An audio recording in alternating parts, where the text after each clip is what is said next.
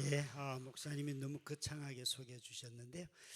저는 이런 자리에 또 말씀을 전할 때마다 늘 이렇게 기도합니다. 죄인 병년이가 하나님의 거룩한 말씀을 전합니다. 사실 여러분, 우리 죄인 아닌 사람이 아무도 없잖아요. 목사들만큼 자기를 잘 숨길 수 있는 사람도 없는 것 같고요. 장로님들만큼.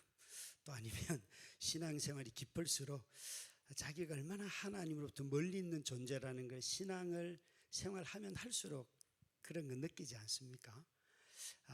정말 이 올해 여러분 복음으로 치유하다 이 말씀이 여러분 교회에 특히나 이번 세 번의 말씀을 전하면서 코로나 시기를 지나며 우리가 제일 문제가 많이 된 것은 사실은 교회론이에요. 코로나 시기를 지나면서 사람들이 다들 이제는 느슨한 공동체를 원하지 않습니까? 거리를 어느 정도 두고 너는 내 영역으로 넘어오지 말고 나도 너의 영역으로 가지 않으마. 그러나 우리가 가끔 멀리서 좀 보자. 이런 공동체가 되어버렸잖아요, 교회가. 그래서 모두가 다 이 교회가 어떠한지에 대한 그 영광스러움을 잊어버린 시대를 살아가고 있는, 그러면서 혼자서 막 어떻게 신앙생활 해보려고 애를 쓰고 있는 그런 모습들이 곳곳에서 너무 많이 보이는 거예요. 그래서 세 번의 말씀을 주제로 말한다면 우리가 정말 하나님의 백성이라는 것을 다시 한번 되새기고 그 말씀들을 전하려고 합니다. 오늘은 첫 시간으로 출애굽기 13장 1절부터 16절까지 말씀인데요. 함께 하나님의 말씀을 읽도록 하겠습니다. 함께 교독을 할 터인데 제가 먼저 읽고 여러분들이 읽겠습니다. 여호와께서 모세에게 일러 이르시되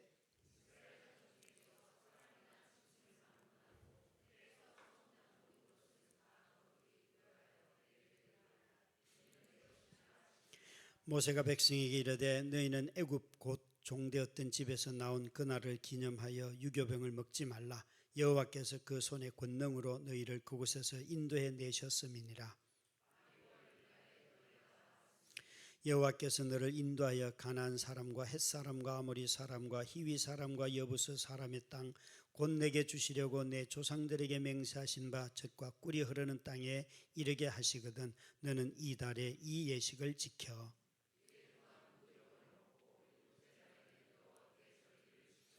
이래 동안에는 무교병을 먹고 유교병을 내게 보이지 아니하게 하며 내 땅에서 누룩을 내게 보이지 아니하게 하라.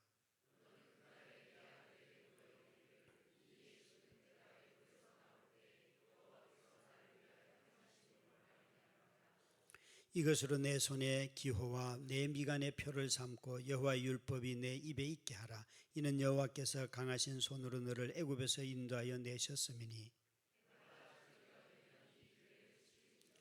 여호와께서 너와 내 조상들에게 맹세하신 대로 너를 가나안 사람의 땅에 인도하시고 그 땅을 내게 주시거든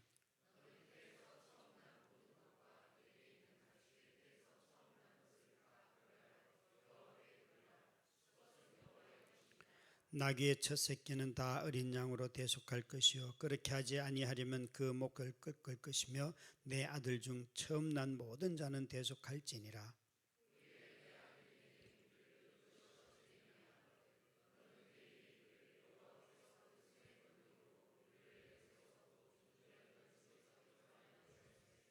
그때 바로가 완악하여 우리를 보내지 아니하며 여호와께서 애굽 나라 가운데 처음 난 모든 것은 사람의 장자로부터 가축의 처음 난 것까지 다 죽이셨으므로 태에서 처음 난 모든 수컷들은 내가 여호와께 제사를 드려서 내 아들 중에 모든 처음 난 자를 다 대속하리니 이것이 내 손의 기호와 내 미간의 표가 되리라. 이는 여호와께서 그 손의 권능으로 우리를 애굽에서 인도하여 내셨음이라 할지니라. 아멘. 예, 소개받은 대로 저는 다드림교회를 20년 전에 개척하여서 지금까지 섬기고 있습니다.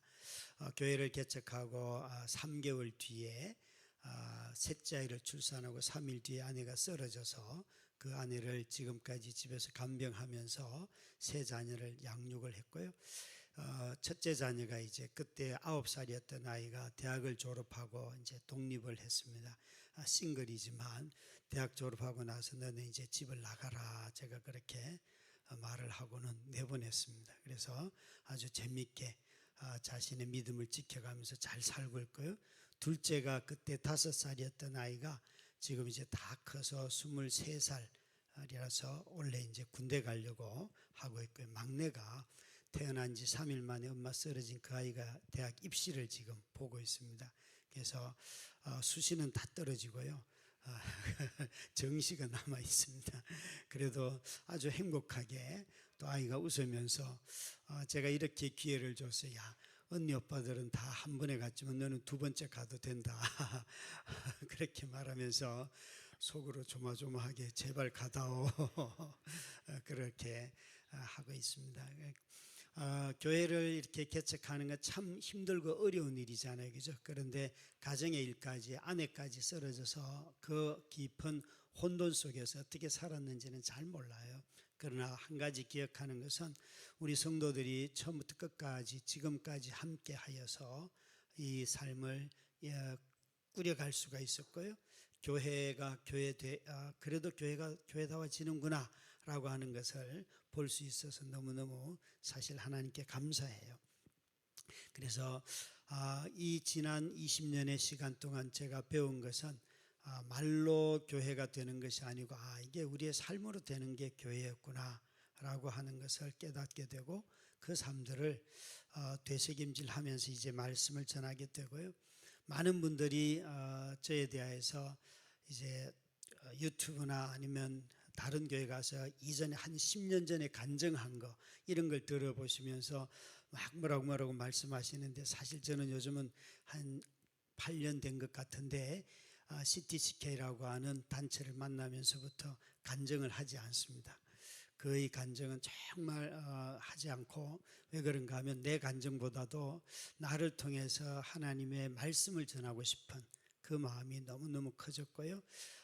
내 간증으로 우리 성도들이 모이면 그건 김병년의 교회이지 하나님의 교회가 아니다. 그리고 간증은 사람을 변화시키지 않는다. 간증은 여러분 간증을 수없이 많이 들어도 여러분 변하지 않죠, 그죠? 간증 듣고 변하는 사람 봤어요? 그냥 한번 감동은 받죠. 감동, 자극은 돼도요. 사람이 변하지 않는다니까요. 사람이 속사람부터 변하는 것은 복음을 만날 때. 복음을 만날 때. 그래서 복음의 은혜가 흘러가면 교회는 교회다워지고요. 자꾸 사람 소리들 하고 자기 주장들 하고 그러면 교회는 절대 교회 안 됩니다. 그렇게 되어 있습니다. 원리 자체가. 아무리 성실한 사람, 신실한 사람도 자기 말 하는 순간 하나님의 선한 도구가 되지 못하잖아요. 아무리 오래 정직하게 잘 섬겼어도 자기 의가 더 커지면요. 그 사람 때문에 교회 망하잖아요. 그건 뭐 우리 모두가 알고 있는 이미 경험들입니다. 그런 점에서 이번 이 신년 부흥회를 통하여서 다시 한번 복음으로 내 자신이 회복되는 것. 하나님이 관심 있는 것은 여러분 저와 여러분이 어떻게 말씀에 순종하는가 그것이지 어떤 결과를 내는가 그건 절대 아니에요. 그래서 오늘 첫 번째 말씀이 우리가 종에서 아들로 하나님께서 우리를 불러주셨다는 것이죠. 신년이 되면 사람들이 전부 다 다짐을 많이 해요. 올해는 뭘 잘해야겠다. 새벽 기도를 해야겠다. 11조를 해야겠다. 나름대로 하여튼 신년에 되면 어마어마한 다짐들 많이 합니다. 그런데 여러분 다짐보다도 먼저 해야 할 일이 하나 있는데 그것은 하나님이 우리에게 하신 일이 무엇인가를 먼저 돌아보는 거예요. 이게 잘 생각하셔야 돼요. 이 말의 핵심은 뭔가 하면 신앙생활을 자꾸만 자기 마음, 자기 생각, 자기의 의지 중심으로 가지고 가려고 하는 사람들이 너무 많아요. 그래서 신년에 다 작정해요. 신년에 말씀 뽑기 말씀을 뽑는다는 말도 별로 안 좋아하지만 말씀 늘 읽으면 되지 뭘 또 뽑습니까 여러분. 그래서 1년 내내 그 한 말씀만 붙들겠습니까? 이 두꺼운 말씀이 이렇게 많은데 이 자신의 다짐, 자기 결심, 자기 계획보다도 우리는 지금까지 오늘 이 순간까지도 하나님이 내 삶 가운데 오늘도 하신 일이 얼마나 많습니까? 그런데 사람들은 대부분 신앙생활 할 때에 자기의 다짐, 자기 계획, 자기 생각이 항상 먼저예요. 하나님이 나에게 지금 무엇을 하고 계시는가는 별로 관심이 없어요. 그러니까 전부 다 자기 관점에서 자기 느낌과 자기 주장과 자기가 들은 것, 그거 가지고 먼저 반응을 하는 거예요. 하나님이 나에게 뭐라고 하시는가? 그런 점에서 모든 신년 집회들은 다 뭔가를 부추기는데 우리의 의지와 우리의 결심, 헌신을 막 부추기는 경향들이 굉장히 많이 있어요. 이번 부흥회는 저는 그런 일을 절대 하지 않습니다. 그것은 정말 하나님이 하실 일이고, 저는 그 어떤 것보다도 우리 자신들이 하나님이 지금 우리 삶 속에, 내 삶 속에, 우리 교회 안에, 동행교회 안에서 지금도 하나님이 하고 계시는 일을 여러분 볼 수 있는 자만이 이 일의 동력자가 되고 이 하나님이 어떤 분인지를 고백할 수 있지요. 그죠? 많은 분들이 이런 말들을 정말 많이 듣습니다. 옛날에는 교회는 이랬는데, 심지어 있잖아요. 저희 교회 열심히 다니면서도 꼭 분당에 있는 모 교회 목사님의 설교를 늘 듣는 분이 계셔요. 그리고 와서 늘 그 얘기를 해요. 그 목사님이 이런 설교를 했다고. 그래서 제가 늘 하는 말이 있는 거예요. 아니, 그 교회로 가지 왜 나한테 와가지고 나를 괴롭힙니까? 여러분 아프면 그 목사님이 여러분 신방 가요? 그분 설교가 그렇게 위대하면 그 교회를 가지 왜 여기 있어요? 막 두려우시죠? 갑자기 이런 얘기하니까. 제가 무슨 얘기하는지 한번 보세요. 여러분, 몸과 마음이 따로 놀고 있다고 해요. 몸과 마음이 따로. 정말 방송에 나오는 사람들 어마어마하게 설교 잘하는 사람들 많잖아요. 전 세계적으로 요즘은 번역까지 다 해주는데요. 그거 다 들은 대로 그 사람이 변화됐다면 제가 볼 때는 한국에 계신 모든 성도들은 이미 성자가 되어 있어요. 설교 많이 듣는다고 변화되는 게 아니잖아요. 예? 설교 많이 듣고 간증 많이 듣는다고 내가 나도 저렇게 한번 해봐야지, 한번 할 수 있지만 지속이 안 됩니다. 그 점에서 여러분 정말 우리는 다시 한번 자꾸만 마음과 몸이 따로 노는 이런 신앙생활을 하니까 내 삶이 어디에도 속하지 않는 거예요. 우리가 신년에 제일 먼저 교정해야 될 것이 있다면 믿음의 눈이에요. 믿음의 눈은 하나님이 지금 무엇을 하고 계시는가, 이것에 관심이 있지, 내가 지금 누구의 내 귀에 들리는 말씀을 듣는가 아무 관심이 없어요. 하나님은요 진짜 바람 소리를 통하여서도 우리에게 말씀하실 수 있는 분이에요. 네, 사람의 소리가 아니어도, 하나님은요 불신자를 통하여서도 우리로 깨닫게 하시는 분이라니까요. 하나님은 늘 매일 우리 삶에 임재하고 계세요. 오늘 우리 성복 목사님 이렇게 찬양을 잘하는 줄 전 몰랐어요. 와, 이런 분하고는 그냥 매일 찬양만 해도 행복할 것 같아요. 우리 교회 성도들은 제가 찬양인다면 목사님 뽕짝으로 그만하시고 내려오세요. 저는 모든 찬송가를 뽕짝으로 할 수 있어요. 할까요? 그런데 목사님 너무 찬양 인도를 잘하시네. 갑자기 셈이 났어요. 이런 별로 셈이 안 나는데, 참 여러분 함께 하나님을 찬양한다는 것이 얼마나 영광스러운 일이에요. 영광스러운. 아마 제가 오늘 찬양하면서 한 가지, 이게 이 노래, 이 찬양 모르는 분들이 꽤나 있으실 것 같아요. 이거 다 아세요, 여러분? 아는 분도 있고 모르는 분도 계실 텐데, 이런 거예요. 많은 분들이 자기 중심적인 신앙생활을 하는 사람은 오늘 또 어떻게 찬양을 저렇게 골랐냐, 내가 진짜 나는 저 보이지도 않는다, 무슨 소리 하냐, 이런 분들이 있어요. 그런데요 하나님 중심적인 사람들은요 앞에 이렇게 몰라도 뭐가 뜨면 그 가사라도 읽어가면서 따라가려고 애써 노력합니다. 이거 몰라도요 찬양하는 돕는 싱어들이 있기 때문에 그 음성 들으면서 흥얼거리기 시작합니다. 요는 뭐가 있는 거예요? 아, 저 가사로 내가 하나님을 찬양해야겠다는 거잖아요. 그죠? 내가 몰라. 나는 저런 가사, 저런 노래 안 해. 이렇게 신앙생활을 하는 분들이 너무너무 많다니까요. 너무너무 많아요. 그런 분들은 1년 내내 찬송가 딱 하나밖에 몰라요. 나 같은 죄인 살리신 주 은혜 놀라와. 그것만 줄창나게 하고요. 성경을 읽으라 그러면 요한복음 3장 16절 외에는 안 봐요. 성경을 안 읽어요. 그러면서 자기가 듣고 자기 마음에 맞는 생각을 가지고 성경적이라고 말하면서 그것 갖고 또 싸운다니까요. 무시무시해요. 이게 여러분 자기 중심적으로 바뀐다는 것이 얼마나 무서운 이야기인지 기억하셔요. 그래서 우리가 먼저 해야 할 일은 내가 무엇을 다짐하고 결심하고 나 이런 계획이 있어 그걸 말할 것이 아니라 하나님이 지금 무엇을 하시는가, 하나님이 일하고 계시는 것을 보는 믿음의 눈이 필요해요. 그게 필요해요. 이스라엘 백성들은 새해를 시작하는 새해 첫날을 우리가 가지고 있는 달력의 1월달 1일이 아니에요.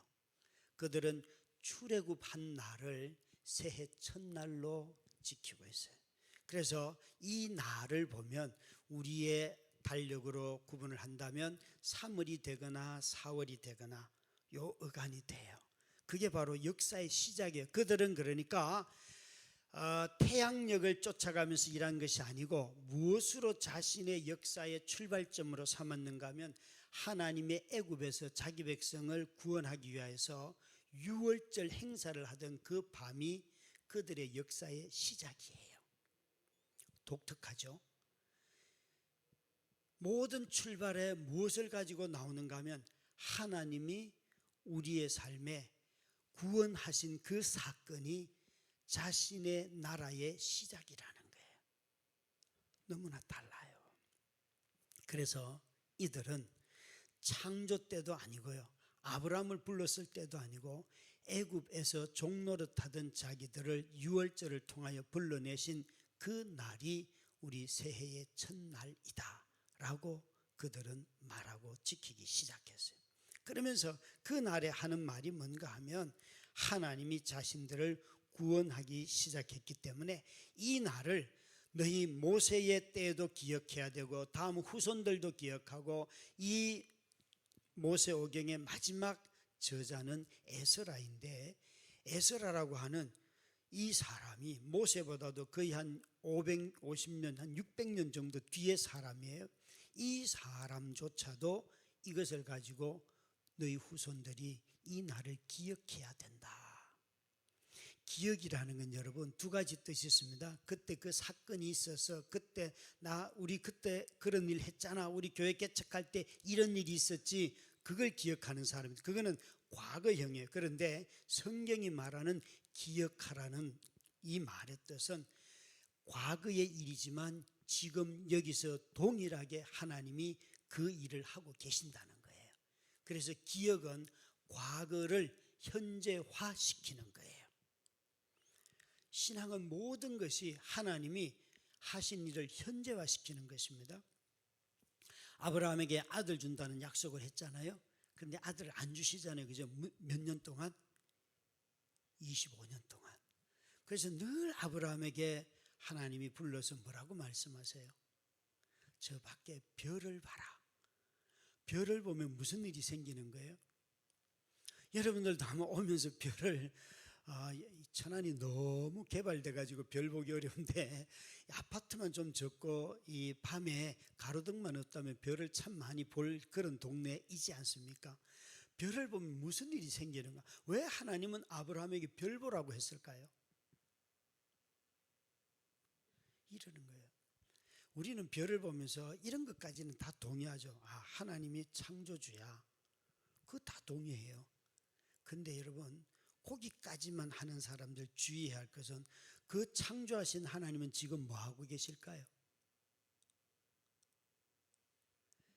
이걸 이신론이라고 하는 게 있어요. 이신론은 뭔가 하면 옛날에 하나님이 창조하셨어요. 그런데 지금은 우리를 위해 아무것도 안 하시고 자연 법칙을 가지고 시계 테이프 돌려서 시계 돌듯이 그런 법칙으로 이 세상이 운영되도록 하셨어. 이게 이신론이에요. 이신론은 과거에는 일하신 하나님인데 지금은 그냥 자연 법칙으로 인간의 양심으로 세상을 운영하시지 직접 개입하지 않는다고 믿는 것. 이렇게 하면 무엇이 문제가 돼요? 하나님이 지금 여기 살아계시지 않는다예요. 이게 이신론이에요. 이건 우리 성경이 말하는 하나님이 아니에요. 우리 성경의 하나님은 창조하신 그 하나님이 지금도 별 하나, 별 둘, 별 셋 세다가 아브라함이 저 창조주 하나님이 나를 돌보시는 하나님이시잖아. 나의 인생의 공급자이시잖아. 내 삶의 인도자이시잖아. 나의 삶의 동행자이시잖아. 지금 공급자, 인도자, 동행자, 나와 함께 하시는 하나님 전부 다 뭐예요? 현재화예요. 현재화. 이게 바로 우리 하나님의 모습이에요. 여러분, 그래서 우리의 신앙생활을 해갈 때에 과거에 내가 이렇게 했는데 자꾸 과거로 가시는 분들은 현재 하나님의 임재, 하나님의 동행, 하나님의 내 삶의 공급하심이 그의 삶 속에 희미해졌기 때문에 자꾸 과거 얘기를 할 뿐이에요. 그러니까 신앙은 기억하게 되면 그때 내가 어려울 때 하나님이 그 일을 하셨어. 그러면 지금 어려울 때도 하나님이 그 일을 하세요, 안 하세요? 하시는 거예요. 그런데 이렇게 과거로부터 현재로 와서 하나님의 일하심을 현재화하지 못하는 사람들에게는 믿음이 없는 거예요. 믿음이 식어진 거예요. 믿음이 사라진 거예요. 그런데도 불구하고 과거의 경험이 있기 때문에 오늘도 그런 척하며 살아가는 거예요. 여러분, 무서운 거예요. 이런 믿음은 살아있는 믿음이 되지 않아요. 자기 안에서 자기의 삶을, 자기의 성품을, 인간관계를 결코 바꾸지 못합니다. 우리 모두가 다 자신의 믿음의 고백이 어디에서 제일 많이 이루어지는가 하면 식탁의 자리예요. 오늘도 밥 식사하실 때 기도하셨죠? 기도 안 하고 밥 먹으신 분도 하나님이 공급하셔서 먹은 거예요. 어제 기도한 것이 오늘 유효해요. 기도 한 대로 먹고 사세요? 기도 안 해도 먹고 사세요? 또 대답을 안 하셔요. 내가 기도 한 대로 응답 받아서 먹고 산다? 손 들어봐요. 기도 안 해도 먹고 살더라? 손 들어봐요. 예, 후자가 많죠, 그죠? 여러분, 우리 하나님이 그렇게 쪼잔한 분이 아니에요. 기도 안 해도 다 먹고 살아요. 불신자들은요, 기도 안 해도 잘 먹고 살잖아요. 왜요? 하나님이 창조주이시기 때문에 다 먹이는 거예요. 그런데 기도하는 사람들은 뭘 깨닫는 거예요? 우리 기도, 여러분 정말 식사기도 진심으로 하십니까? 우리 아이들 보면 전부 다 이러면서 손 스쳐 지나가고 이런 게 많잖아요. 아마 여기 계신 우리 남자분들도 집사님들 오늘 직장에 가셔서 여러분 점잖게 식사를 탁 앞에 두고 기도를 진지하게 하나님 아버지 어쩌고 저쩌고 기도하면 아마 잘릴지도 몰라요. 직장에서 야 이런 광신자가 있나 그럴지도 몰라요. 그래서 대충 아래 보는 척하면서 이렇게 눈 한번 감았다 뜨면서 식사기도 끝 그랬을지도 모릅니다. 식사의 자리에서 왜 기도합니까? 여러분, 기도한다는 것은 공급자가 있다는 것을 아는 거잖아요. 그걸 고백하는 거예요. 그래서 식사의 자리가 내가 누구인지를 가장 잘 아는 자리예요. 아, 나는 하나님이 먹여주셔서 그 은혜를 입고 사는 사람이구나 라는 것을 식사 자리에서 우리는 너무 잘 알 수가 있어요. 코로나 팬데믹으로 인해서 식탁의 교제가 많이 사라졌죠. 감염에 대한 위험 때문에 그런 어마어마한 감염의 시대에는 충분히 우리가 질병으로 인해서 감염병으로 인해서 우리는 피할 수 있고 그래서 교제를 좀 멀리할 수 있지만 그 시기를 지나면서 가장 그리웠던 게 뭐예요? 모든 성도들이 그리웠던 게 식탁에서 함께 교제하던 거 정말 그리웠죠, 그죠? 근데 이제 감염에 어쨌든 일상화된 삶으로 돌아오고 난 뒤에 교회에서 요즘 제일 결정하기 어려운 것 중에 하나가 옛날처럼 식사를 할 것인가 말 것인가, 식사를 한다면 누가 봉사를 할 것인가. 봉사할 사람이 없어요. 큰일 났어요, 그죠? 과거로 돌아가자는 그런 뜻은 아니에요. 그런데 식탁의 자리가 먹는 자리이고 그 식탁의 자리가 형제 자매들이 서로 사랑하는 자리이고 그 식탁의 자리에서 공급자를 기억하는 자리이고 그 식탁을 준비하다 보면 서로 사랑하고 섬기는 자리가 되고 심지어 그 식탁의 자리에서 하나님의 임재를 깨닫게 되지요. 이스라엘 백성들 여러분, 자기 정체성을 찾는데 제일 많이 한 것이 식탁의 교제예요. 그래서 예수님은 천국 잔치를 늘 오셔서 사람들 불러서 잔치를 베풀어 주셨잖아요. 잔치를. 예수님이 오셔서 하신 것은요, 설교본만큼이나 많이 잔치를 베풀어 줬다니까요. 아까 찬양에 했던 창기에서 신부로, 여러분 자신의 삶을 나도 창기야, 창녀와 같이 살았어, 나도 바람난 남자 여자처럼 살았어, 그렇게 여러분 자신이 깨달아져요? 아마 아무도 그런 사람 없을 거예요. 목사님, 우리 성복 목사님이 요 앞에 술집에 가서 매일 밤마다 나오면 여러분들 아마 목사 교체할 거예요.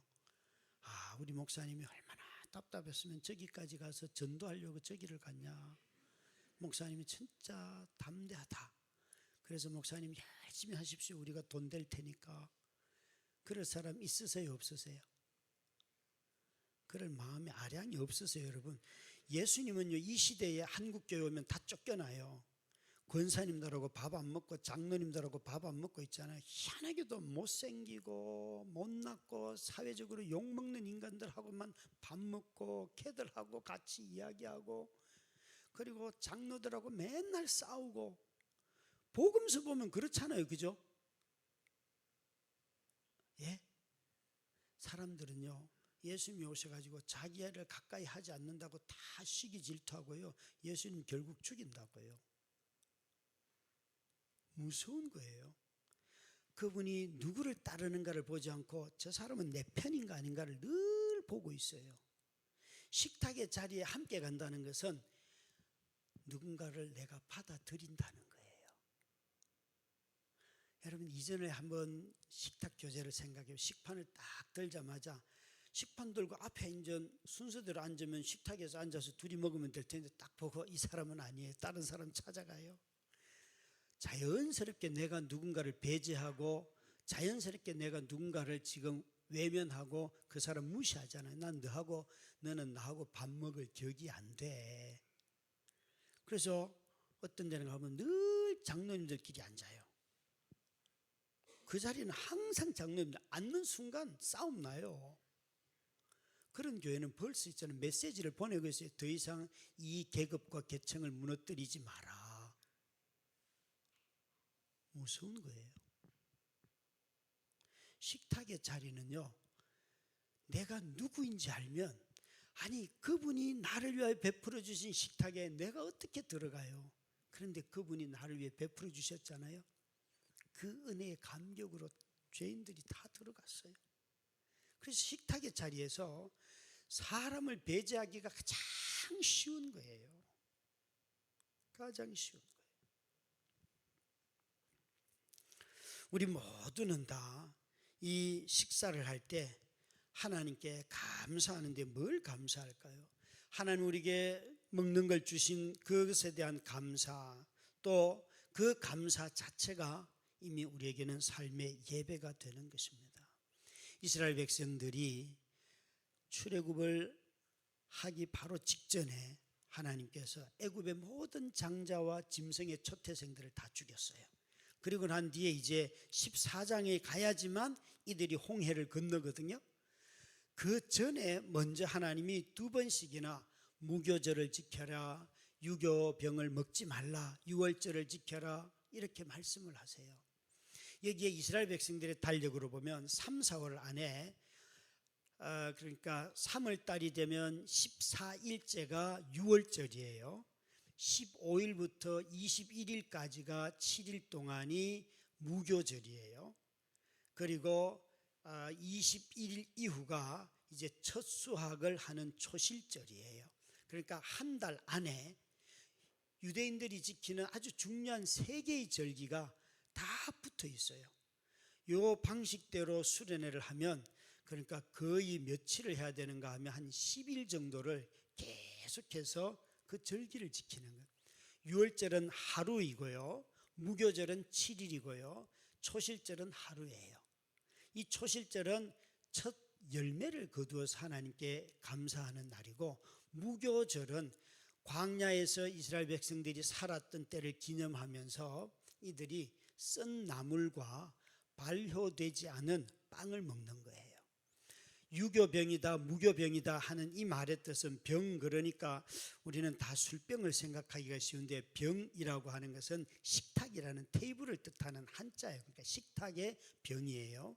그리고 유무, 요 단어는 있다 없다, 그 가운데 있는 유교라고 하는 것은 발효한다 할 때 쓰는 교자예요. 발효된 음식을 먹지 말라는 거예요. 그게 바로 유교병이고 무교병이에요. 그래서 이들에게 주된 음식이 뭔가 하면 무교병인데, 이것은 발효된 음식을 먹으면 안 되는 거예요. 왠가 하면 이 6월절의 무교절이 이들이 받은 구원의 성격을 잘 설명하기 때문에 그렇습니다. 사랑하는 성도 여러분, 저와 여러분이 하나님께서 왜 이렇게 이스라엘 백성들을 아직 출애굽도 하기 전에 애굽의 장자와 초태생 짐승들이 다 죽는 그 자리에서 너희들은 이 잔치를 베풀라, 이게 여러분 인간의 양심상 됩니까? 한쪽에서는 곡을 하고 자식 죽었다고 울고 있고 있는데 한쪽에서는 우리는 살았다고 잔치하라는 거예요. 너무 잔혹스럽게 보이지 않습니까?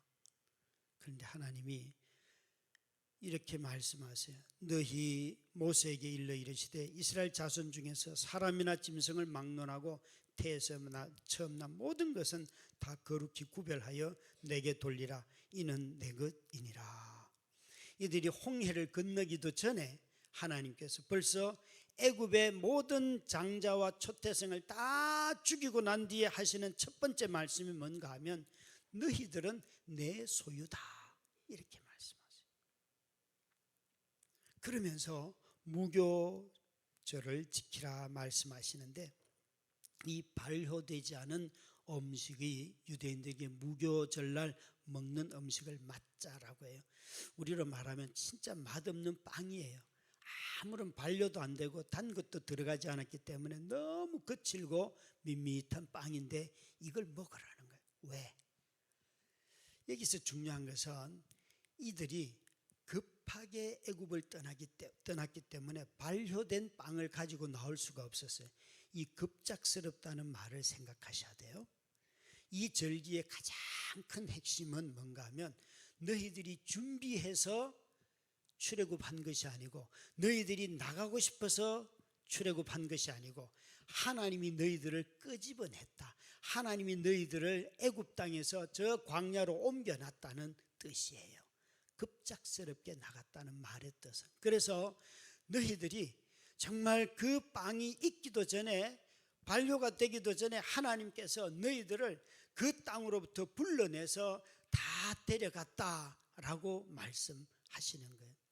여러분, 저와 여러분이 내가 구원받을 만한 자격이 있고, 내가 구원받을 생각이 있었고, 내가 나 정도면 그래도 생각이 돼, 구원받아야지, 이렇게 됐습니까? 아니면 어느 날 갑작스럽게 구원이 임하였습니까? 여러분, 구원받을 만한 자격이 있는 사람은 이 땅에 아무도 없습니다. 근데 사람들은 이상하게 신앙생활을 해가다 보면 자신이 그런 자격이 있다고 생각해요. 여러분, 하나님의 백성 된 것이 선물이고 은혜라는 것은 우리가 아무것도 한 것이 없다는 거예요. 20년쯤 한 교회 담임을 하니까요. 최근에 제가 이렇게 한 몇 달 전에 설교했습니다. 나는 좀 성도들에게, 장로님들에게 서운한 게 자꾸 생기는 것 같습니다. 20년쯤 지나니까 나를 이렇게 홀대하면 안 되지, 이런 생각이 들더라니까요. 그전에는 이런 생각이 들지 않았어요. 그런데요, 안식일을 가야 됩니까 말아야 됩니까, 안식일을 지킵니까 아니면 이런 이야기들 하는데, 정관에 있는 대로 합시다. 그럴 때는 아무 문제가 없었는데 시간이 이렇게 지나고 나니까 정관도 안 지키려고 하더라고요. 그러니까 갑자기 늘 정관대로 하자 그러더니 왜 내 문제로, 담임 목사의 어떤 일에 관련이 되니까 다들 이제 정관대로 하지 맙시다 그럽니까? 서운합디다 여러분. 그래서 제가 설교 중에 얘기했어요. 그런 말씀하시는데 서운하더라고. 여러분, 사람 마음 다 그렇지 않습니까? 근데 그때 그 설교를 준비하면서 이런 말도 동시에 떠올랐어요.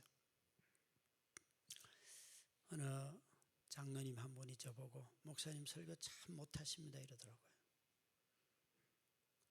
제가요, 그런 이야기를 연속 2번 들었어요. 똑같은 분한테. 그래서 어떻게 그렇게 안 들리는데 저희 교회에 15년을 지금 나오십니까? 장로님, 저는 너무 장로님이 안 들리는 설교를 15년 동안 들어주셔서 너무 고맙습니다.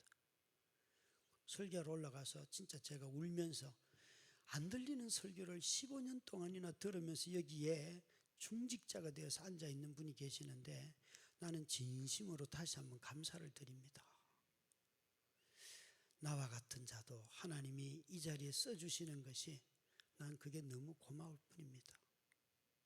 여러분, 이게 그분을 비난하려고 한 게 아니에요. 진심으로 그날 밤 설교 준비를 하는데 마음속에 그 생각이 들더라니까요. 이 설교를 안 들리는데 어떻게 견뎠을까? 여러분, 너무 놀라운 은혜 아니에요? 여러분도 그러세요?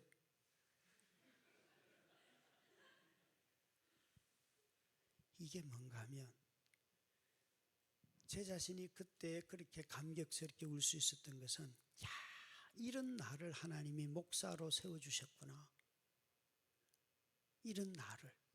그게 저는 너무 감격이었어요. 사람들의 기준에도 미치지 못하는 나를 한 교회에서 20년을 사역하게 하시다뇨. 여러분, 그게 하나님이 나를 불러주신 것이 너무 감사할 뿐이에요. 우리가 자꾸 잊어버리는 게 뭔가 하면, 부르신 분을 잊어버리고 내 역할과 내 생각과 내 주장으로 자꾸 달려가요. 그러다 보니까 먹는 자리가 기쁘지가 않은 거예요. 나한테 맛이 없는 것을 왜 주냐는 거예요. 내 입맛에 맞는가가 항상 감사의 기준이에요. 아니요 여러분, 내가 준비하지 않아도 그분이 준비하셔서 나에게 먹여주시는 것이 감사한 거잖아요. 그죠? 성도의 삶이라는 건 다 그런 것 아니겠어요? 이렇게 급작스럽게 아무것도 준비되지 않은 그 백성들을 애굽에서 나오고 싶지도 않았어요. 이스라엘 백성들은. 그들은 여러분, 그 많은 기적을 보고도 나오고 싶지 않았다니까요. 그리고 나오고 난 뒤에도 끊임없이 애굽으로 돌아가고 싶어 했어요. 물이 없으면 애굽으로 가자, 파가 없고 마늘이 없고 고기가 없어도 애굽으로 가자. 옛날 먹던 맛있는 음식, 그게 하나님이 지금 내게 공급하시는 만나보다도 그게 더 귀하다. 우리 그것 없어서 굶어 죽을 것 같고 우리 다 죽을 것 같다. 이들은 하나님이 지금 주시는 것에 대해서 만족함이 없어요. 여기에 여러분, 이 급작스럽다는 말 속에 우리의 성도된 사건이 있습니다. 모든 성도들은 하나님의 베푸신 은혜 때문에 성도가 된 거예요.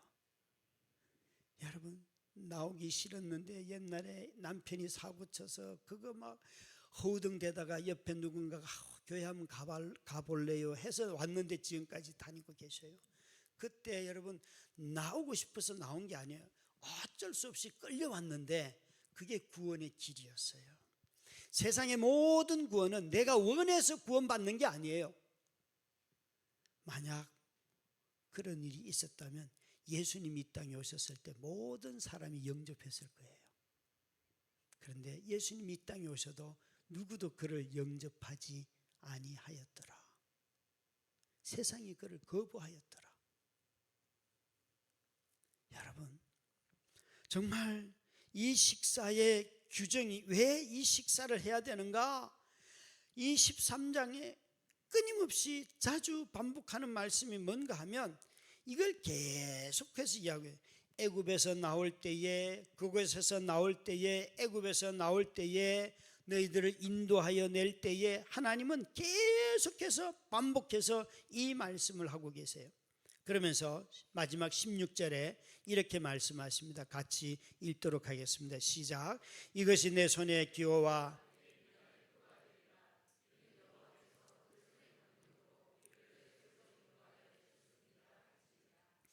이는 여호와께서 그 손의 권능으로 우리를 애굽에서 인도하여 내셨음이니라 할지니라.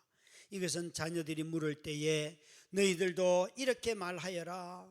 너희 자녀들에게 하나님이 우리를 애굽에서 자신의 권능의 손으로 우리를 불러내셨다, 우리를 이 땅으로 데려오셨다 하는 것을 잊지 말라는 것이에요.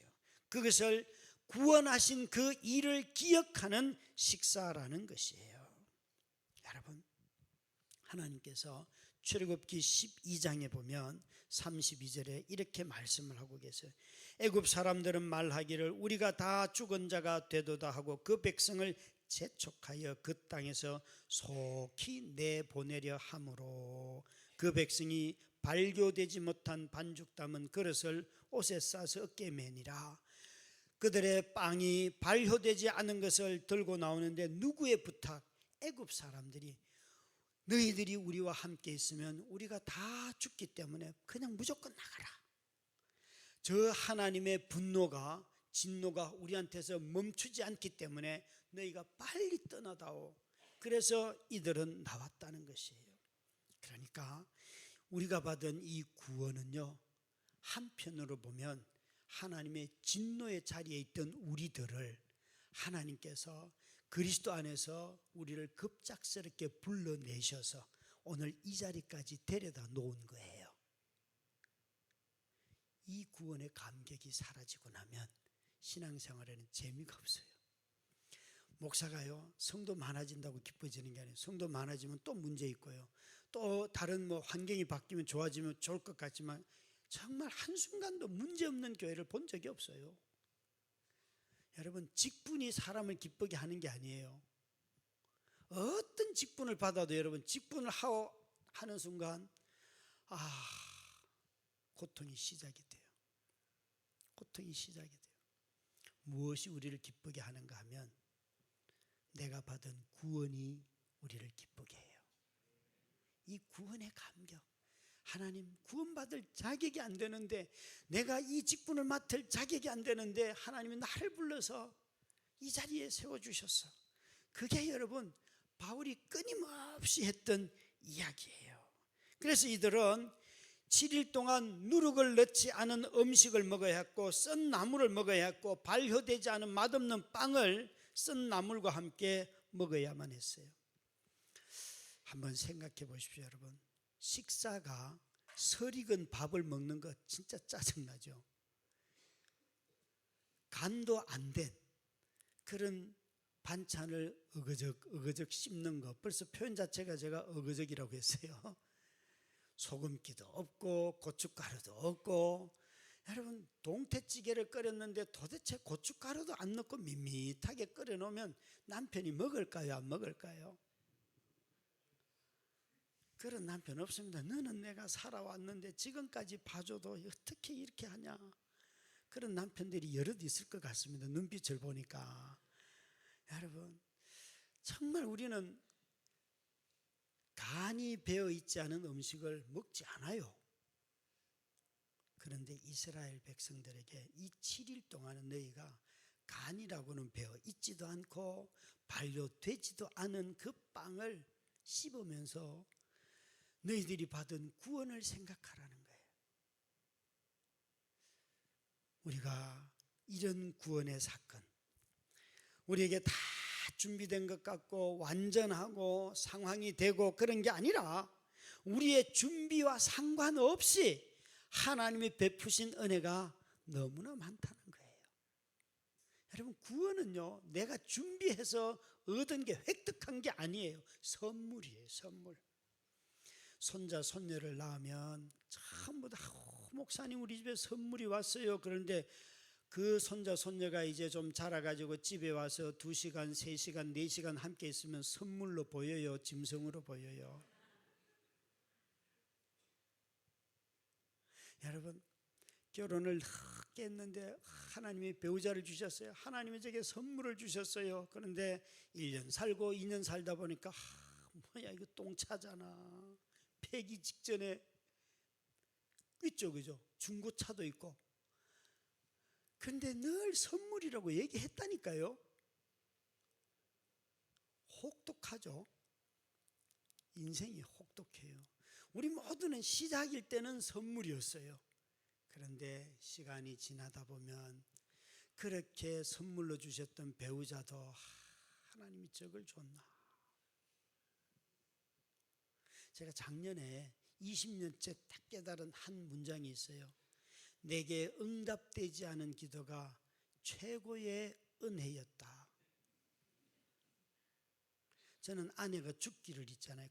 간절히 기도해 본 적도 있어요. 진짜 사지가 마비돼서 움직이지도 못하는, 눈도 못 뜨고 말도 못하는 그 아내를 집에서 돌보면서 정말 지겨워요. 너무 힘들더라고요. 이 마누라 안 죽나? 그러고 하나님한테 제발 죽여주세요. 그렇게 기도한 적도 있고요. 또 반대로 하나님 앞에 간절히 하나님 살려주세요. 이 기도를 얼마나 했는지 몰라요. 이 둘 다 안 들어주셨어요. 20년이 지나고 난 뒤에 보니까 안 들어주신 이게 내 인생의 최고의 은혜였고 선물이구나. 이제는 그 마누라 어떤 형태로 있든지 그냥 그 상태로 두고 살아가는 거예요.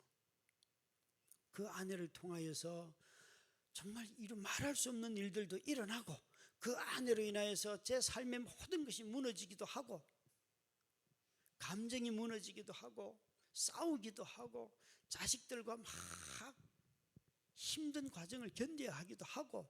그런데 놀라운 것은요, 하나님이 그런 우리의 삶 가운데 함께 계시더라는 거예요. 나는 이게 없으면 했는데 아니었어요. 아무리 불편한 광야 같은 자리라고 할지라도 하나님이 나와 함께 하시더라는 거예요. 식탁의 자리, 공급의 자리, 내게 필요한 것의 자리, 항상 하나님이 함께 계셨어요. 그래서 여러분, 이 식탁의 자리에 이스라엘 백성들을 6월절에 무교병의 음식을 먹고 식탁에 또 양을 잡고, 이스라엘 사람들은요 맛자라고 하는 것도 먹지만 이 삶은 계란도 먹습니다. 계란도, 그것도 고난을 상징해요, 그들에게는. 그래서 계란도 먹고 포도주도 마시고, 포도주를 6월절에는 4잔을 마셔요, 4잔. 그래서 이 여기에 나오는 17절인가요? 자녀들이 물을 때에 14절에 나오는 후일에 내 아들들이 묻기를 어떻게 이렇게 합니까? 라고 묻잖아요. 이것은 그 6월절 날 포도주 4잔을 마시는데 몇 번째인가 하면 2번째 잔, 3번째 잔을 마실 때에 자녀들이 묻는 거예요. 이런 행사의 의미가 뭡니까? 그러면 이제 부모가 설명해 주는 거예요. 그러니까 예수님이 그 가룟 유다가 와서 팔자가 들어와서 말을 걸 때 있잖아요. 그때가 바로 이 3번째 잔을 먹을 때, 그때 가룟 유다가 들어왔어요.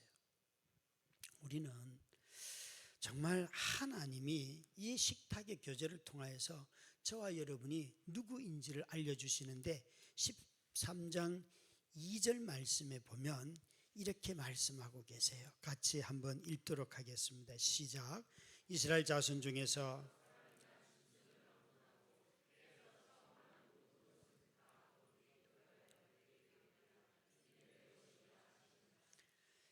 이스라엘의 초태생인 짐승이나 자식들은 다 하나님께 드리라 할 때 이걸 잡는 건 아니에요. 돈으로 나중에 계산을 하잖아요. 그렇죠? 그러면서 하나님이 하고 싶은 말은 이들은 내 소유다. 다시 말해서 이스라엘 백성들은 나의 소유다. 하나님이 이렇게 말씀하시는 거예요. 하나님의 소유가 많지요. 이런 꽃도 다 하나님의 거죠. 그죠? 땅도 다 하나님의 것이고 하나님의 모든 천지 만물이 다 하나님의 소유인데 이때 이 소유라는 단어의 뜻은 진주, 보물이라는 뜻이에요. 가장 귀하다. 하나님이 모든 것을 다 갖고 계시지만 그 하나님이 가지고 있는 모든 소유물 중에서 구원받은 백성이 가장 귀한 백성이라는 거예요. 여러분, 저와 여러분은 나 자신을 볼 때 얼마나 책망할 게 많아요. 아니 누가 나를 비난해서도 책망하지만 나 자신이 나를 책망할 때도 있잖아요. 그죠? 저도 앉아서 회개했어요. 이렇게 종이 간절히 말씀을 준비하고 저렇게 찬양을 준비했는데 나는 어떻게 준비했지? 돌아보면서 다시 회개하게 돼요. 여러분, 정말 얼마나 간절히 찬양하면서 함께 하나님의 은혜를 구하려고 합니까? 나에게는 저 간절함이 있는가? 이걸 보면서 회개했다고요. 앉아서 돌이켜봤어요. 그런 것만 있는 게 아니잖아요. 우리의 삶 속에 가만히 보다 보면 우리 모두에게는 정말 하나님의 소유라는 이 하나님의 백성된 성도, 이 말 앞에 이 말이 여러 말로 쓰이지만 이것보다 더 귀한 것이 여러분 없어요. 오늘 목사님의 책상 앞에 앉아서 이렇게 책상 앞에 있는 기도를 봤어요. 이런 기도를 목사님이 적어놓고 복음 기도라라는 제목으로 하고 계시더라고요. 그리스도 안에서 제가 하는 어떤 일도 당신이 저를 더 사랑하시도록 할 수 없고 제가 한 어떤 일도 당신이 저를 덜 사랑하시도록 할 수 없습니다. 여러분, 우리 모두는 다 내가 좀 더 하나님을 사랑하면 마치 그리스도가 나를 저 사람보다는 나 좀 더 사랑해 이렇게 생각하잖아요. 그러다가 내 사랑이 조금 식어지면 하나님이 나 사랑하네. 그냥 항상 하나님의 사랑의 그 강도의 척도가 어디에 있어요? 나에게 있어요. 그게 자기 의예요. 자기 의예요.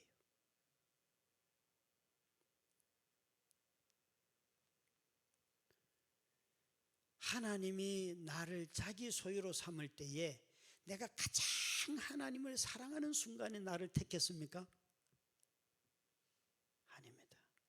나의 상태가 어떠하든지 간에 상관없이 그분은 언제나 나를 향하여서 나는 너를 사랑한다. 너는 내 것이다. 끊임없이 이야기를 하잖아요. 그죠? 끊임없이. 우리 가운데 혹시 고통을 겪는 분들 계십니까?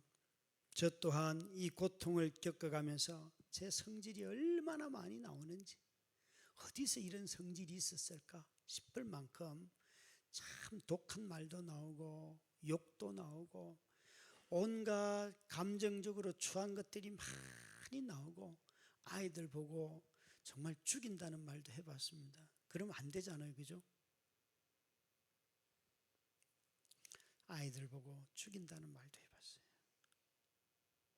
참 여러분, 이런 말할 수 없는 토요일 날 설교 준비하고 있는데 그때는 토요일마다 주일마다 이렇게 장모님이 오셔서 아내를 돌봐주셨어요. 네 새끼 네가 돌봐라 그러시면서 전화를 하시더라고요. 그래서 큰딸에게 얘야 제발 아빠 설교 준비해야 되니까 할머니 말씀 좀 잘 들어라. 왜 할머니 말씀 좀 할까? 아빠 우린 잘하고 있는데 할머니가 괜히 그러는 거야 이러는 거예요. 또 조금 있으니까 또 한 5분 10분 뒤에 또 전화가 왔어요. 네 새끼 네가 돌보라니까 그러면서 화가 막 나셨어요. 또 애 전화 바꿨는데 애가 아빠 계속 설교 준비하세요. 우리는 잘하고 있어요. 그런데 조금 있으니까 장모님이 네 새끼 나 집에 간다 그러면서 그냥 전화 걸자마자 제가 받자마자 탁 끊으시면서 나 집에 간다 이러시는 거예요. 와 여러분 아이들한테 그렇게 부탁을 제가 하다가 그래 집에 전화를 다시 했어요. 전화하자마자 제 첫 마디가 야, 아빠 집에 가면 너희들 다 죽여버린다. 이런 말 하면 안 되지요. 설교 준비 될까요? 안 될까요? 안 됩니다, 여러분. 집에 갔어요. 몇 시간 뒤에 가니까 딩동 하니까 애들이 죽을 준비를 하고 졸로리 3명이 서더라고요. 그래서 제가 무릎을 딱 꿇고 이렇게 말했어요. 얘들아, 엄마는 너희를 제일 큰 애가 9살일 때 쓰러졌는데 9년을 너를 돌봤어도 엄마는 이런 말 한 적이 없어. 그런데 아빠는 5년도 되기 전에 너희들 죽인다고 말을 했다. 아빠가 정말 잘못했다. 용서를 구한다. 그리고 무릎을 딱 꿇고 숙였더니만 아이들이 생글생글 웃으면서 우리는 이럴 줄 알았어요. 여러분, 제가 설교 준비도 못하고 무릎 꿇고 와서 용서를 구할 때 앞에서 이럴 줄 알았어요. 그러면 마음속에서 안심이 되고 될까요? 분노가 솟을까요? 예? 여러분은 누군가의 어떤 관계에서 내 허물이 있고 저 사람도 허물이 있어요. 그래서 당신이 잘못했지. 누가 와서 아이고 형님 제가 잘못했습니다. 그렇게 말하면 네가 잘못했어. 이러면은 그 용서를 구하던 자리가 다시 전쟁의 자리가 되죠. 그러니까 다들 여러분 겸손한 척은 할 수가 있는데요. 진짜 낮아지지 않는다니까요. 자기가 죽지 않아요. 그냥 죽었던 사람이 또 살아나요. 내가 낮추면 너도 격이 있게 낮춰야지 그게 싸가지가 있는 거지. 내가 낮추는데 네가 높여? 싸워요. 저는 그때 깨달았어요. 나는 겸손이라는 모르는 인간이구나. 얼마나 화가 날 걸 억지로 참았다니까요. 아이들에게 밥을 해놓고 애들 밥 먹으라 그런데 밥 안 먹으면 이제 화가 나요, 안 나요? 애들에게 선택의 자유권이 있잖아요, 그죠? 예? 밥 안 해도 되는데 왜 굳이 밥을 하십니까? 애들요 집에서 안 먹어도 밖에 나가 다 잘 먹고 살아요. 그죠? 내가 한 대로 네가 먹어야 된다는 거예요. 잘 생각해 보세요, 여러분. 애들하고 대부분 싸우는 이유가 그런 거잖아요. 우리 안에는요, 내가 한 것을 너희가 알아줘야 되고 보상을 받아야 되고 이런 마음의 생각들이 너무 많은 거예요. 그러니까 구원받을 때에 우리는 그리스도 앞에서 나는 죄인입니다. 나는 정말 무가치합니다. 라고 얘기했던 것을 다 잊어버리고 살고 있어요. 지금 막 하나님 너무 사랑해가지고 하나님부터 내가 그 사랑을 따내고 있는 여러분이 헌금 안 하면 교회가 될까요? 안 될까요?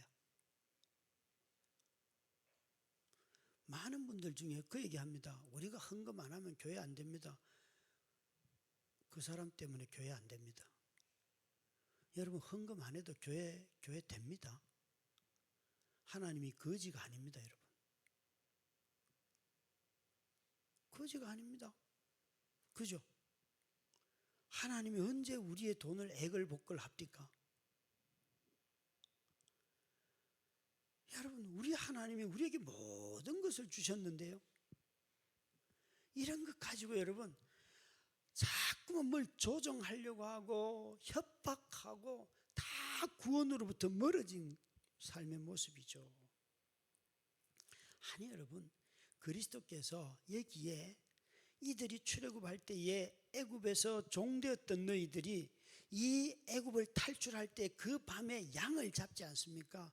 어린 양의 피가 문지방에 발린 집은 다 살았어요. 그것을 기념하는 거예요. 그래서 모든 초태생을 하나님 앞에 짐승을 드림으로 말미암아 너희가 내 소유라는 것을 하나님이 인치신 거예요. 저와 여러분이 하나님의 백성으로 인친 것은 내가 불평을 가지고 그 문지방에 바른 피가 있는 그 집 안에 있어도 불평을 가지고 있다고 해서 너는 불평하니까 내 백성이 아니야. 하나님 이러시지 않으세요. 그것도 다 하나님의 백성으로 놀라운 은혜지 않습니까? 하나님은 우리 모두를 자신의 소유라고 해요.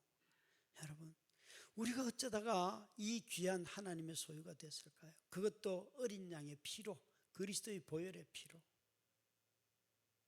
그리스도의 보혈의 피로. 우리는 자주 이런 기도들을 많이 했어요. 아들까지 주신 분이니까 우리 이번에 직장 주세요. 당연히 주죠. 그죠? 아들을 아끼지 아니하시고 주시니까 어찌 그 아들과 함께 우리에게 모든 것을 은사로 주시지 않겠는가? 라고 말하였는데, 우리 모두는 다 이걸 가지고 어떻게 이용하는가 하면, 하나님의 아들까지 주셨으니까 우리가 이제 지금 구하는 거, 이번에 사업이 잘 되게 해주시고, 아들이 시험, 손자 손녀들이 시험에 합격하게 해주시고, 올해는 대박 나게 해주시고, 막 이런 기도들을 할 수가 있어요. 그럴 때마다 꼭 아들까지 주신 분이시기 때문에 이런 것은 적은 거니까 당연히 주실 줄 믿습니다. 이렇게 기도해요. 그럼 제가 한번 물어볼게요. 저는 제가 아내가 쓰러졌잖아요.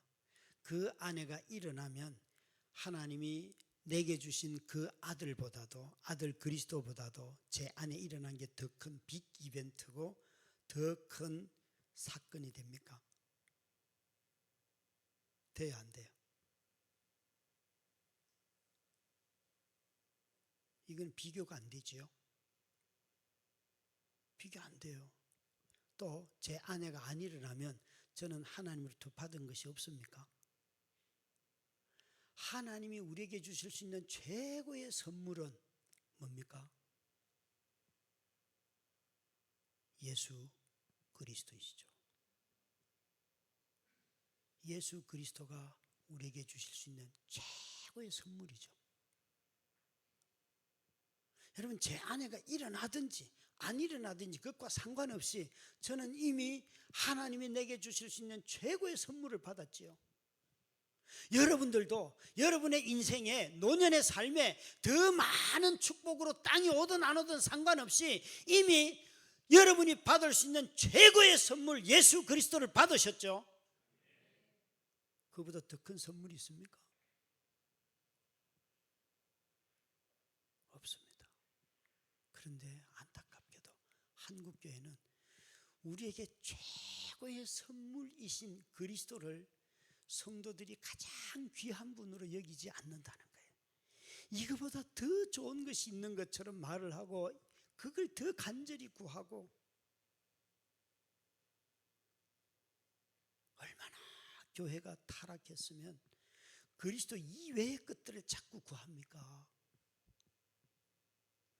정말 우리가 하나님의 소유된 것은 우리가 부자이기 때문에 내가 하는 일이 다 잘 돼서 하나님의 소유된 것이 아니잖아요.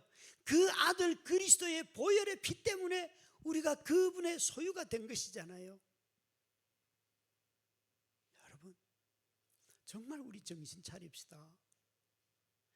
교회가 교회다워지는 것은 여기에 어떤 우리가 하고 싶은 일들이 잘 되기 때문이 아니라 내가 그리스도로 말미암아 하나님의 소유가 되었다는 이 사실을 깨닫는 게 먼저예요. 그래서 이 사실을 깨달으면 우리 안에 차별도 없고 우리 안에 정말 사람을 멸시하거나 누군가를 외면하거나 누군가를 비난하거나 그런 일들이 사라지잖아요.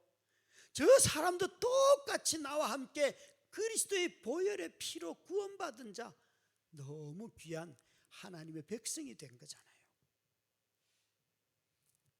그런데 우리는 이 급하게 이루어진 주의 권능의 손으로 말미암아 받은 구원을 잊어버리고 마치 내가 성취한 것처럼 생각을 하며 신앙생활을 할 때가 너무나 많다는 거예요.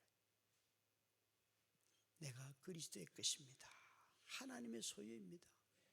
여러분, 여러분이 받은 구원은 하나님이 자기 아들을 핏값으로 사신 거예요.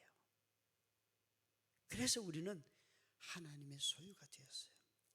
그리스도인이 되는, 우리가 하나님이 우리에게 원하시는 것은 착한 사람이, 더 착한 사람이 되라고 우리를 부르신 것이 아니라 그리스도인이 되라고 불렀어요. 우리 안에 여러분 착한 사람 되려고 엄청 노력합니다. 그런데 하나님은 그리스도인이 되라고 우리를 불렀다니까요. 여러분, 생각만큼 사람들이 잘 변하지 않지요, 그죠? 우리 주변에 안 믿는데 착한 사람 많잖아요. 예? 나보다 착한 사람 많다니까요. 그거 다 여러분, 우리의 신앙생활에 초점이 빗나가서 그래요. 그리스도인이 되는 것이 우리를 부르신 이유예요. 그 안에는 그리스도인으로서 우리가 착한 행실을 할 때도 있고 싸울 때도 있고, 악과는 싸워야죠, 그죠? 불의와는 싸워야죠, 그죠? 순둥이로 사는 게 아니잖아요. 세상의 불합리함과 싸워야죠. 그게 하나님의 의잖아요. 예. 하나님 우리를 부르신 이유는 착한 사람 되라고가 아니에요. 세상 도덕이 말하는 착한 사람, 그런 사람이 되는 게 아니잖아요. 피를 뿌린 자는 다 내 것이다. 대속을 경험한 자들은 다 내 것이다. 주님이 말씀하고 계세요. 이것은 여러분, 오늘 우리 안에 무엇으로 경험되는가 하면 성찬식으로 늘 반복되는 게 이거예요. 이것은 주님의 몸입니다. 주님의 보혈입니다. 성찬을 하는 이유가 바로 이 예식에 참여하는 거예요. 성찬은 여러분, 끊임없이 그 과거에 십자가에 달려 죽으신 예수 그리스도가 오늘 우리에게, 나에게 이곳으로 임재하시는 현재화의 그런 예식이에요. 그래서 교회는 성례라고 하는 거예요. 거룩한 임재가 있는 곳이죠, 여러분. 우리는 이 성찬을 다시 회복해야 합니다. 그것은 어떤 완악한 사람이든지 누구든지 간에 이 성찬에 참여하면 하나님이 자기 백성이라 말씀하세요. 여러분들은 한 해를 시작하면서 가만히 생각해 봐요. 무엇을 다짐하기 전에 나는 누구의 소유인가? 나는 여전히 나 자신인가? 아니면 그리스도의 것인가? 내가 누리는 모든 것은 다 그리스도의 것인가? 나의 것인가? 한 번쯤 시간도 그렇고 건강도 그렇고 내가 누리는 모든 것들을 한번 생각해 보세요. 그러나 주님은 우리에게 너는 나의 것이다 라고 말씀하세요. 나의 것이다. 목회를 하면서 내 자신이 흔들릴 때가 정말 많아요. 불안하고 흔들릴 때가 얼마나 많은지 몰라요. 그럴 때마다 이 말씀을 생각하면 나는 누구의 것인가? 누구의 것인가?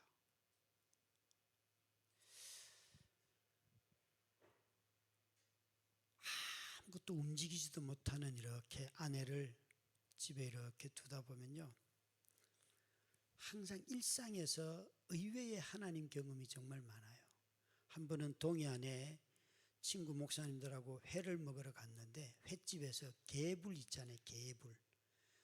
그 움직이지도 못하는 거, 그걸 이렇게 보다가 제가 혼자 우는 거예요. 왠가 하면 그게 꼼짝도 안 하기 때문에 집에 누워있는 아내가 생각이 나는 거예요.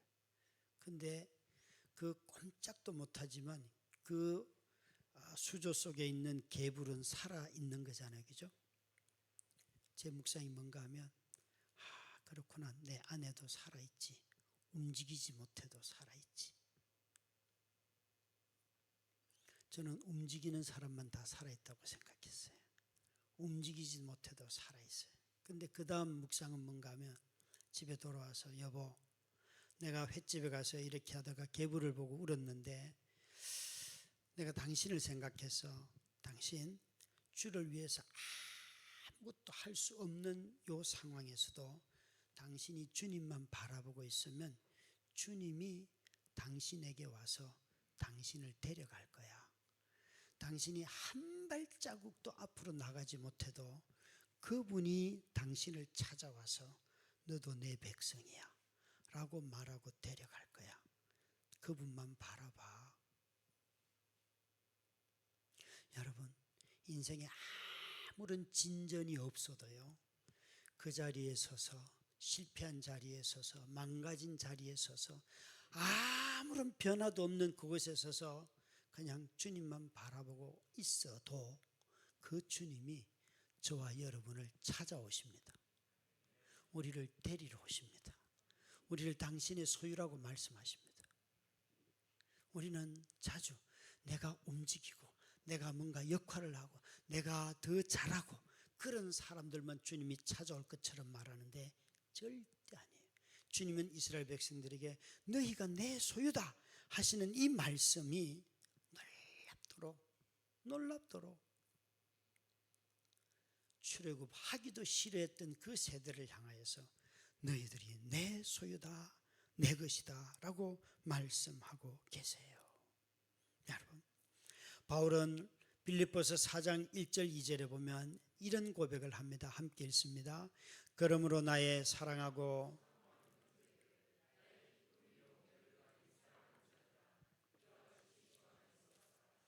저는 저 구절을 볼 때마다 우리 성도들을 바라보는 저의 눈을 저렇게 바꾸려고 애를 씁니다. 당신들이 나의 기쁨이고 나의 면류관이고 사랑하는 형제 자매로서 여러분 마음속에 성도가 가장 기쁨인 적이 있습니까? 여기에 출애굽한 백성들을 보면서 하나님이 얼마나 기뻐하는지 너희가 내 소유다. 그리고 이걸 바벨론 포로로 잡혀가 있는 그 한 500년 뒤에 사람들을 보면서도 그렇게 말하고 있어요. 너희들은 내 소유다, 내 기쁨이다. 근데 바울은 이걸 신약 성경에서 이렇게 말하는 거예요. 성도를 보면서 너희가 주 안에 있기 때문에 너희들이 나의 후원이 잠깐 끊어지고 너희들이 나를 시기 질투하고 교회에 이런 문제도 있고 뭐 권사님들끼리 싸우기도 하고 빌립보 교회도 그랬거든요. 그러나 너희들이 나의 면류관이고 나의 기쁨이고 내가 사랑하는 자들이다. 왜요? 그리스도의 은혜를 입은 자들이기 때문에. 은혜 입은 자의 눈으로 형제 자매들을 바라보기 시작하면 나의 기쁨, 나의 면류관이 바로 옆에다 앉아 있는 거예요. 여러분, 동행교회 모든 성도님들이 서로 의심하고 경계하고 또 저 뭐 터집 잡으려고 하고 이런 관계가 아니고 서로를 보면서 그리스도 안에 있는 형제요 자매로 나도 주님의 소유이듯이 저 사람도 주님의 소유이구나, 그 믿음을 회복하고 여러분이 서로를 보면서 당신은 내 기쁨이요, 어떻게 당신 같은 사람이 구원을 얻어서 나와 함께 있다는 게 이런 거 말고요. 여러분 마음속에 진짜 기쁨이 뭐예요? 즐거움이 뭐예요? 정말 사랑하는 게 뭐예요? 어디 요 근처에 가서 거기에 맛있는 커피숍에서 나하고 좋아하는 사람하고 둘이 앉아서 커피 마시는 그게 내 기쁨이요. 그런 거 말고요. 성도의 가슴 속에는 성도가 가장 큰 기쁨을 주는 것입니다.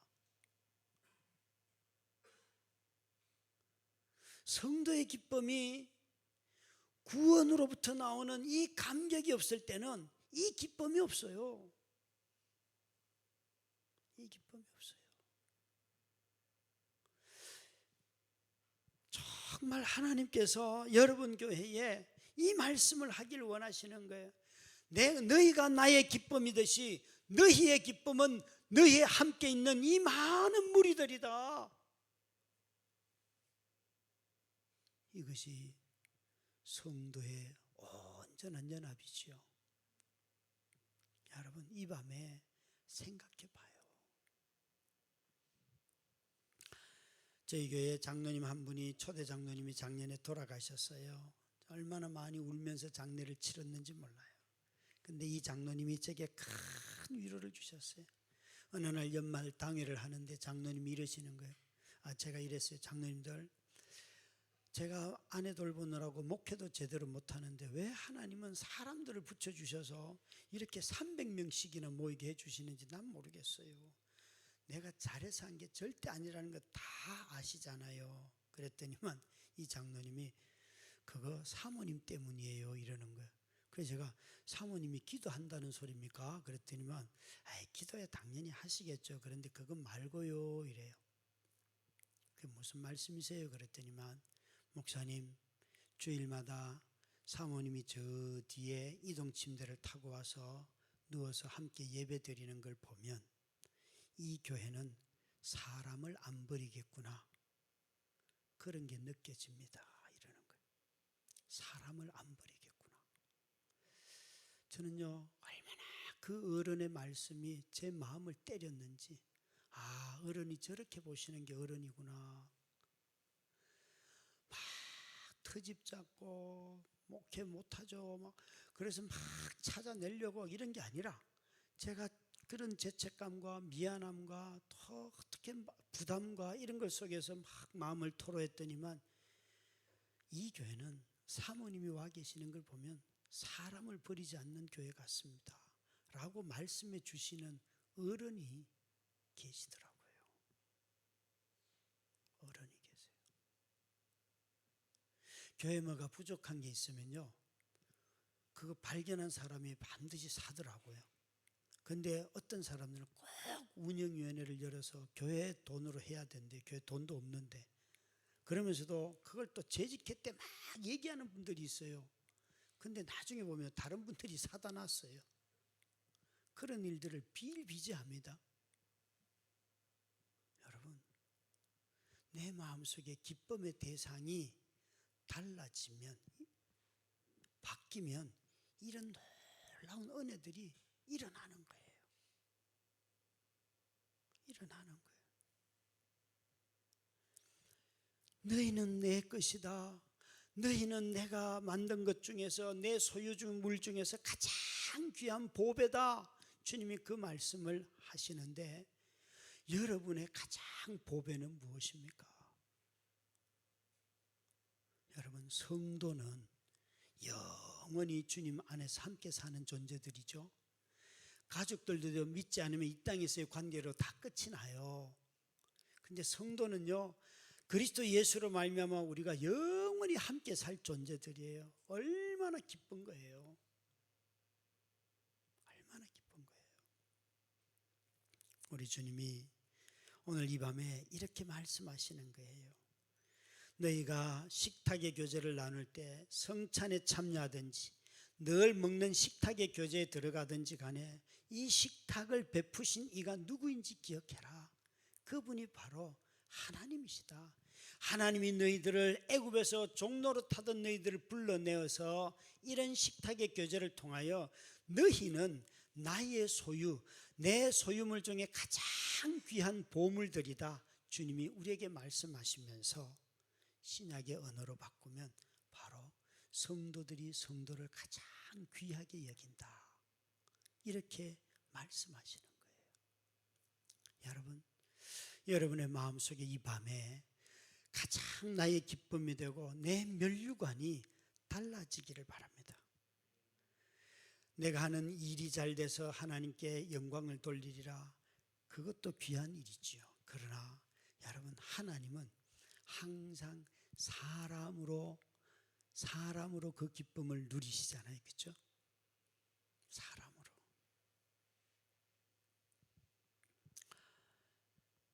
참으로 우리에게 다시 한번 내 자신이 누구인지를 우리는 깨달아야 합니다. 여러분, 24년도에도 또 힘들 거예요. 저는 매년마다 힘들지 않다고 말하는 그런 예측하는 사람을, 힘들지 않습니다 내년에, 이렇게 말하는 사람을 본 적이 없어요. 매해 다 어려웠어요. 그죠? 올해는 더 어렵다고 말하지 않습니까? 여러분, 그러나 아무리 어려워도 걱정 말 것은 하나님이 나를 당신의 소유로 삼았다는 거예요.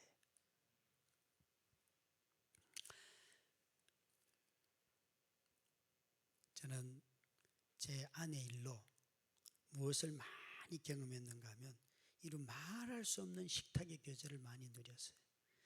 하나님의 공급하시는 은혜, 공급하시는 은혜. 간병비만 20년 동안 한 2억 5천 썼습니다. 간병비만. 너무 어마어마하지 않습니까? 그런 돈이 제게는 없습니다. 그런데 하나님이 약속된 것처럼 누군가를 통해서 매달 공급해 주세요.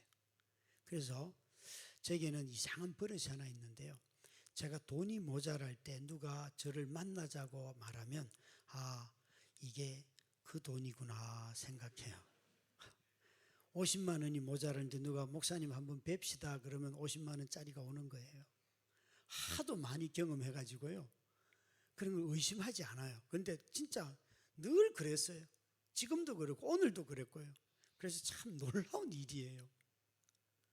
이런 이야기 계속 할까요? 아니요. 저는 이런 나의 경험보다도 나를 당신의 소유물로 삼으신 그 하나님의 은혜가 그게 너무 기쁘고요. 얼마나 하나님한테 욕도 많이 했겠어요. 인생을 왜 요 따위로, 내가 교회 개척 안 한다 그랬잖아. 저는 교회 개척할 마음이 없던 사람이에요.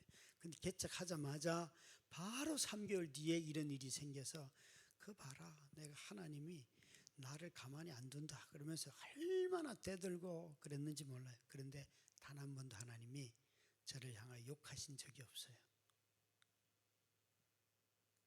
여러분, 기분 나빠서 마음이 아파서 삶이 힘들어서 성경책 집어 던져본 적 있으세요? 저는 아내를 25년도에 뇌경색으로 쓰러졌지만 2005년도에 아내가 뇌경색으로 쓰러지고요. 2008년도에 전기 찜질기를 잘못 올려줬는데 그게 불량품이라서 불이 나가지고 아내 다리를 다 태워서 다리를 잃었어요. 그때의 그 회화는 이런 말할 수 없어요. 자기 정죄.